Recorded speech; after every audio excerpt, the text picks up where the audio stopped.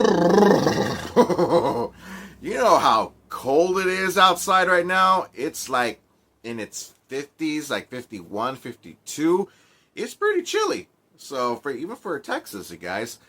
Hi, I'm Awesome Joe. Thank you guys so much for taking in the time of your day to watching another episode of Awesome Joe's Movie Reviews. And today we're going to go ahead and be talking about the movie that's out in theaters ever since Christmas. I know we're already approaching mid-January, but here we go.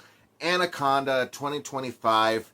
Um, and when they announced this movie some time ago last year, stating the fact that we were going to get not a remake or a reboot, but more of a retelling, not of the story, but on a different approach, starring both Jack Black and Paul Rudd.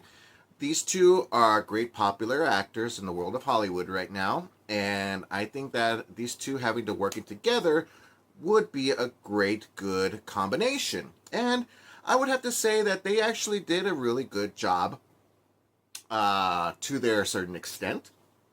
And then as well, we also have Steve Zahn and Thandie Newton in the movie. They're supposed to be these four best friends who are pretty much like how I am. You know, when I was a kid, I've always was interested in approaching the world of filmmaking, either both in front of the camera or behind the camera. Obviously, as you can tell by the director's cap that I usually wear in these videos, and quite normally most of the time in my personal time. I never really cared about the fame, never really cared about the money. I just have a certain passion for both directing and acting. And watching this movie, I can really relate to what they're going through. And I've never really done, you know, movies, filmed movies, either in front or behind the camera when I was young. But I really do love and am inspired by and how these guys were capable of doing it. These characters, fictional characters, if I might add. But yeah, that part of the movie really fascinated me. But the movie is called Anaconda. And I know that they are actually referring to the 97 Anaconda that us 90s kids grew up with Jennifer Lopez and Ice Cube, and including John Voight.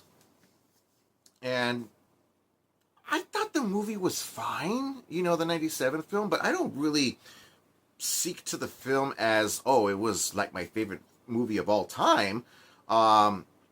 Even right now, I about a month ago, I actually purchased the VHS, the actual VHS of the 97 film, to add to my VHS collection. And yeah, it's a good movie. I think that it works more as a horror flick. Not as much as the new approach that I give credits for trying, but I just don't find that it worked. Because you're dealing with a murderous reptile out in the Amazon. People are getting killed. Why on earth would it be a PG-13 movie? There are a lot of horror movies nowadays where movies would be PG-13 instead of rated R just to get more audiences into the theater to watching the movie. Which is why one thing I forgot to mention in my last review was I give credits a lot to Primate for being rated R because it is better rated R. If it was PG-13, it would not have worked. I think that I would have hated the movie because they have limitations. So when it comes to rated R movies, they have no limitations. They could go to the fullest extent as much as they could possible. And I think that the movie works better that way. Unlike movies such as Anaconda, that works more as a horror genre rather than being a comedy, which is I just don't think it works. Which is why it comes to my next point here is the movie is called Anaconda, as I mentioned so many times. Excuse me. But the problem that I have here, there's hardly any anaconda in this movie. I kept asking myself numerous times, this movie's called Anaconda. Where's the anaconda? I the there's hardly any screen time we ever even get to see this gigantic snake, which, by the way, never explains why this certain anaconda is gigantically enormous, like a mutated snake. It never really explains that. Is there something like Ninja Turtles related where it was, crumbling up in a large pile of ooze and it mutated into this gigantic, even bigger anaconda? Who knows? But it was never explained. It's just a gigantic snake out in the Amazon doing its nature duties by going out, killing, and eating people. That's it. But like I said, we hardly ever see it. Even the Anaconda, there's practically two in the 97 Anaconda movie that had more screen time than this one. So every time when that snake ever popped up, we barely get any glimpses of that snake. And that's one of my disappointments of the film. The Thandie Newton and Paul Rudd characters are supposedly like this. This is supposed to be like a love interest, of course. That usually does take the case when you have two of these kind of actors portraying these two characters. Hardly anything happens with that either. It was completely useless, out of place. I think that they just work more better as friends rather than being love interests to the film. If anything, only one or two things happen, like a scene or two about them, eye glandering each other, enjoying each other's chemistry, but it doesn't go anywhere further than that. So, which is another disappointment I had. I don't know the actress's name, but she appears in this as the boat captain. Well, actually, a false boat captain, and I could have sworn that this was the actress who plays Ghost in the Marvel movies, the Thunderbolts movie, but or Ant-Man and the Wasp, but that wasn't her. That was actually the actress who plays Ratcatcher, I think, Ratcatcher #2 in the Suicide Squad. So that was her. And so she was okay, but she had a lot of absences in the movie as well, too. Her story arc pretty much ends in the middle of the film because they really do take a big approach as to who she is and what her intentions are. But then, just halfway along the movie, it just gets killed off, and we don't even go anywhere further with that story. I think that the number of characters that are portrayed into this movie are only there for the sake of the snake killing those characters rather than our four leads in this film. And so when we had the trailer given to us, I think that they gave away too much. So much was put into the trailer that it practically destroyed the experience of watching the movie.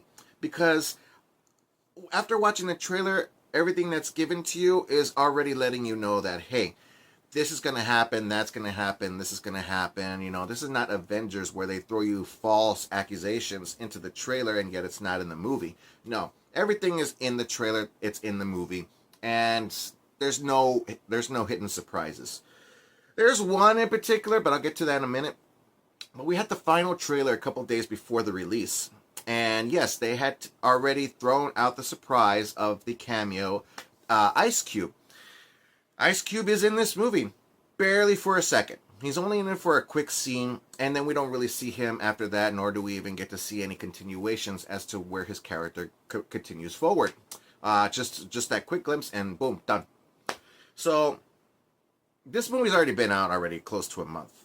And I'm going to go ahead and just jump on a quick spoiler here for those who have already watched this. If you guys have not watched the movie just yet, I really do hope that you go and watch it first before you watch this video. But other than that, you guys, I'll just go ahead and pop up the quick spoiler up there for a matter of a few seconds and mention that Jennifer Lopez is in this movie.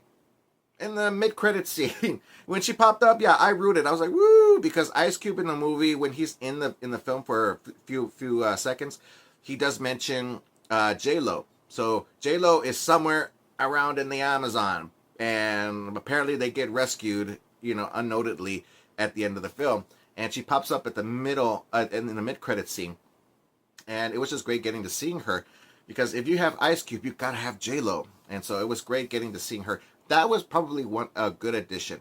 much as I'm not really a fan of J-Lo, it was just great getting to seeing her. Just some homage to the 97 flick, so which was great.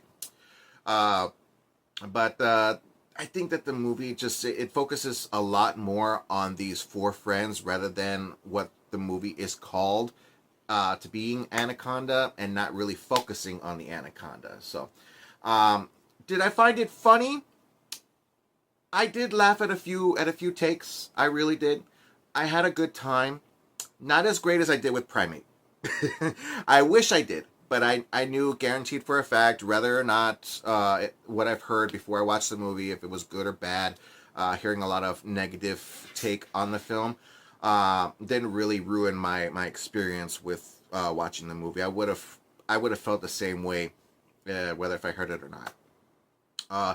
But the laughs that I had in this were okay, and like I said, I had a great time. But I think that those comedic takes that I laughed at would be only that one time, because they're already expected if I were to watch it again, and I wouldn't laugh the next time the way that I laughed the first time. So, would I watch this movie again? Probably not. If I were to watch it, it'd probably be one more time when it hits streaming services, something like that. If it pops up, I'll be like, okay, fine. Something to watch. Well, I'll turn it on. But yeah, it's an okay flick. Would I recommend you guys going and watching it? I would, but it would be very low. It won't be very high. I won't be like, you gotta watch this movie. No, I would be just more like, if you wanna have a good time at the movies, yeah, I recommend it. It's okay. But yeah, a lot of bad more than good. There's good stuff in here, and I think that they had a story to tell, but they didn't deliver in the way that they had anticipated. It didn't really give us exactly what they were trying to do. Because there's even a part there with this Anna character that gets killed off, and you got this. She's like a gold smuggler, and they had trouble funding for this movie, and thinking that, what, there's your funding right there.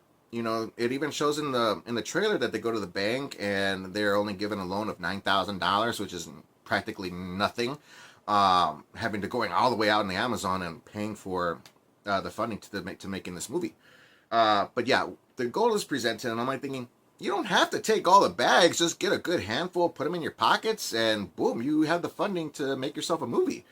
It doesn't have to legitimately be Anaconda, because apparently they had problems, which is a given fact, about owning the rights before filming. Otherwise, it's illegal. So yeah, you can make an Anaconda movie, just don't call it Anaconda. It could be a completely different story. Just like this movie in particularly, the movie didn't have to be called Anaconda. It could have been called something else. But apparently that's what they went with, and it didn't work. It worked a little bit in certain areas of the film, but all of it in general, it just did not. So the rating that I give Anaconda 2025, I'm going to go ahead and give it my rating, still in a percentage system right now, is a 36%. I saw Rotten Tomatoes, the critic rating is at a good 51-52% right now, which is actually the degrees that we have outside right now. And yeah, 36% is what I'm going to go ahead and give it. I gave it some thought. I thought about whether or not if I should enjoy this movie or just say it's complete garbage. I'm right around the middle, but if I'd have to like it or hate it, I would say I really, not that I hate it, I just don't care for it. Just to move on. I was really excited getting to watching it, because I do love Paul Rudd. I do love Jack Black. It really does give you some hits and pieces of like Tropic Thunder or King Kong. Jack Black playing the same character, having to directing a film and getting caught in the middle of some gigantic creature in the mix. So yeah, that's my review, everybody, for Anaconda 2025. Have you guys checked it out? If so, let me know what you guys think down in the comment section in the bottom. Let's have an awesome time talking about this movie or any movies that you'd like to talk about in general, because I love to talk about movies, but most importantly, I love to talk about them with you. And don't forget that you can check out some more of my videos on YouTube, just looking up at Awesome Joe Movie Reviews. Don't forget to click at that like and subscribe button, everybody. I really do appreciate everybody's time of the day to watching my videos. And if you would like to, if you'd like for me to let you guys know when more new videos come up, just click on that notification bell, and it'll let you know right away, so you can watch more great entertainment that I provide for you guys. So anyways, everybody, I'm Awesome Joe. Keep on living the dream, and as always, stay awesome. Thanks you guys once more again, and I will see everybody in the next video.